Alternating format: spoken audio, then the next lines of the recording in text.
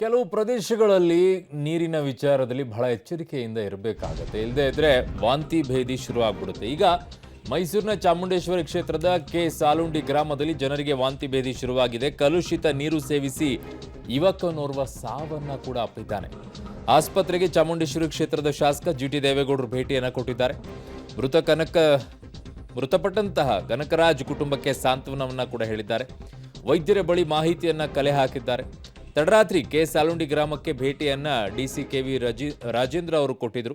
ಗ್ರಾಮದ ಎಲ್ಲರ ಆರೋಗ್ಯವನ್ನ ತಪಾಸಣೆಗೆ ಆರೋಗ್ಯ ಇಲಾಖೆ ಈಗ ಮುಂದಾಗಿದೆ.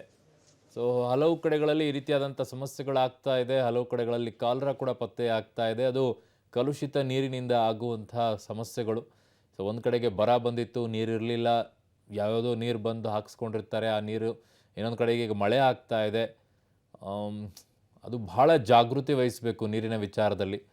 ಬಟ್ ಈಗ ಪರಿಸ್ಥಿತಿ ಈಗ ಮೈಸೂರಲ್ಲೂ ಕೂಡ ಹೀಗೆ ಕಾಣಿಸ್ಕೊಂಡಿದೆ. ಅದು ಕೂಡ ಚಾಮುಂಡೇಶ್ವರಿ ಕ್ಷೇತ್ರದ ಕೆ ಸಾಲುಂಡಿ ಗ್ರಾಮದಲ್ಲಿ.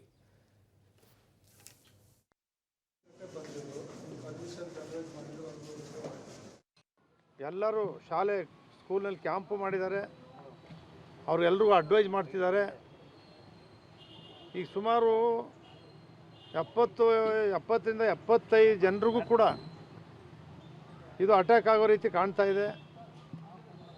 ಇಮ್ಮಿಡಿಯೇಟಾಗಿ ಅಡ್ಮಿಟ್ ಆದವರು ಹುಷಾರಾಗ್ತಾ ಇದ್ದಾರೆ. ಆದರೆ ಒಂದು ಆ ಹುಡುಗ ತೀರ್ಕೊಂಡಿದ್ದಾನೆ. ಇನ್ನೊಬ್ಬರು ಸ್ವಲ್ಪ ಅವರೊಬ್ಬರಿಗೆ ಕ್ರಿಟಿಕಲ್ ಇದೆ, ಕಿಡ್ನಿ ಪ್ರಾಬ್ಲಮ್ ಇದೆ. ಇನ್ನು ಉಳಿದಿರ್ತಕ್ಕಂಥವರು 7-8 ಜನರು ಕೂಡ ಗುಣಮುಖರಾಗಿದ್ದಾರೆ. ನಮ್ಮ ಕಾಮಾಕ್ಷಿ ಹಾಸ್ಪಿಟಲ್ನಲ್ಲಿ ಅವರೆಲ್ಲರೂ ಕೂಡ ಹೇಳಿದ್ದೀನಿ. ಒಂದು ಹುಡುಗ ಡೆತ್ ಆದ ಹುಡುಗನಿಗೆ ಅವನೇ ತಿಳ್ಕೊಂಡು ಅಡ್ಮಿಷನ್ಗೆ ಅವ್ರು ಏನು ಕೇಳಿಲ್ಲ ಮಾಡಿಲ್ಲ, ದುಡ್ಡಿಲ್ಲ ಅಂತೇಳಿ ಹೊಟ್ಟೋಗ್ಬಿಟ್ಟಿದ್ದಾನೆ. ತಿರ್ಗಾ ಬಂದಿದ್ದಾನೆ. ಇನ್ನೊಂದು ಹಾಸ್ಪಿಟ್ಲಿಗೆ ಹೋಗ್ತೀವಿ ಅಂತೇಳಿ ಅಲ್ಲಿಂದ ಬಂದು ಸೀರಿಯಸ್ಸಾಗಿ ಇವತ್ತು ಬೆಳಿಗ್ಗೆ ಅಡ್ಮಿಟ್ ಆಗಿದ್ದಾನೆ. ಅದರಿಂದ ಅವನೊಬ್ಬ ಮಾತ್ರ ಡೆತ್ ಆಗಿದ್ದಾನೆ. ಇವತ್ತು ಏನಾಗಿದೆ, ನಗರಾಭಿವೃದ್ಧಿಕಾರದಲ್ಲಿ ಸುಮಾರು 2-3 ವರ್ಷಗಳಿಂದ ಯಾವ ಯು ಜಿ ಡಿಗಳನ್ನು ನಾವು ಮಾಡಿದ್ವೋ ಅಲ್ಲಿ ಸೆಪ್ಟಿಕ್ ಟ್ಯಾಂಕ್ಗಳನ್ನ ಮಾಡಿಲ್ಲ.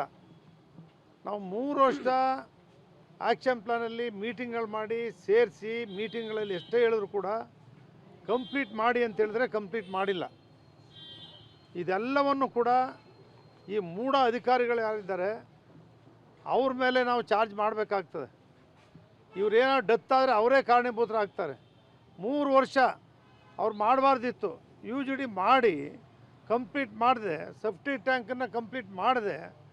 3 ವರ್ಷದಿಂದ ನಾವು ಹೇಳ್ತಿದ್ರು ಕೂಡ ಹಲವಾರು ಹಳ್ಳಿಗಳಲ್ಲಿ ಇದೇ ರೀತಿ ನೀರು, ಕುಡಿಯೋ ನೀರಿಗೆ ಅವತ್ತೇನು ಆಗ್ತಾಯಿದೆ, ಆ ಯು ಜಿ ಡಿ ಅಂತ ಮನೆದು ತಗೊಂಡೋಗ್ಬಿಟ್ಟು ಅದಕ್ಕೆ ಒಂದಕ್ಕೊಂದಕ್ಕೆ ಕನೆಕ್ಷನ್ ಆಗ್ತಕ್ಕಂಥ ರೀತಿಯಲ್ಲಿ ಈ ವಾಟರ್ ಪ್ರಾಬ್ಲಮ್ಮಿಂದನೇ ಇದಾಗಿದೆ ಅಂಥೇಳಿ ನಮ್ಮ ವೈದ್ಯರು.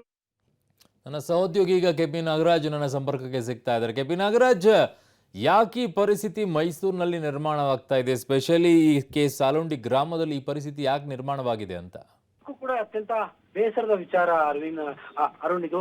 ಯಾಕಂದ್ರೆ ಮೈಸೂರಿನಂತ ಊರಿನಲ್ಲಿ ಈ ತರದೊಂದು ಪರಿಸ್ಥಿತಿ ಏನಾದ್ರೆ ಬೇರೆ ಇನ್ನು ಕುಗ್ರಾಮಗಳ ಪರಿಸ್ಥಿತಿಗಳು ಹೆಂಗೆ ಅನ್ನುವಂಥದ್ದು. ಮೈಸೂರಿಗೆ ಹೊಂದಿಕೊಂಡಂತಿರುವಂತಹ ಸಾಲುಂಡಿ ಗ್ರಾಮದಲ್ಲಿ ಈ ಒಂದು ಘಟನೆ ನಡೆದಿರುವಂತಹದ್ದು. ಕಲುಷಿತ ನೀರು ಕುಡಿದು ಒಟ್ಟು 48 ಜನರಿಗೆ ವಾಂತಿ ಭೇದಿ ಶುರುವಾಗಿದ್ದಂಥದ್ದು. ನಿನ್ನೆ ಇಂದಲೂ ಕೂಡ ಹಲವು ಜನರು ಆಸ್ಪತ್ರೆಗಳು ಕೂಡ ದಾಖಲಾಗಿದ್ರು. ಜೊತೆಗೆ ನೀರಿನ ಪರೀಕ್ಷೆಯನ್ನು ಕೂಡ ಈಗಾಗಲೇ ವೈದ್ಯರುಗಳು ಈಗಾಗಲೇ ಪ್ರಯೋಗಾಲಯಕ್ಕೆ ಕಳಿಸಿದ್ದಾರೆ. ಸದ್ಯಕ್ಕೆ ಓರ್ವ ಯುವಕ ಮೃತಪಟ್ಟಿದ್ದಾನೆ. ಇನ್ನು ಬಹಳಷ್ಟು ಜನರ ಸ್ಥಿತಿಯೂ ಕೂಡ ಗಂಭೀರವಾಗಿದೆ ಅನ್ನುವಂತ ಮಾಹಿತಿಗಳು ಸದ್ಯಕ್ಕೆ ಸಿಗ್ತಾ ಇದ್ದಾವೆ. ಈಗಾಗಲೇ ಸಾಲುಂಡಿ ಗ್ರಾಮದಲ್ಲೂ ಕೂಡ ವೈದ್ಯರುಗಳು ಬೀಡು ಬಿಟ್ಟಿದ್ದಾರೆ.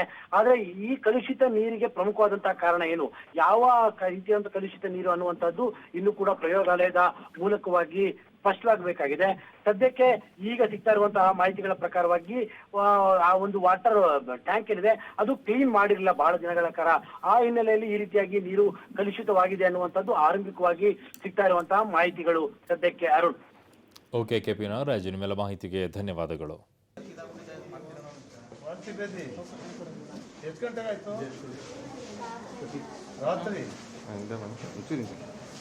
ಏನು ಊಟ ಮಾಡಿದ್ರಿ? ನಾಲ್ಕು ಸೀಟ್ ಇದೆ. ಹೊಟ್ಟೆ ಕಳ್ತ ಏನು ಊಟ ಮಾಡಿದ್ರಿ?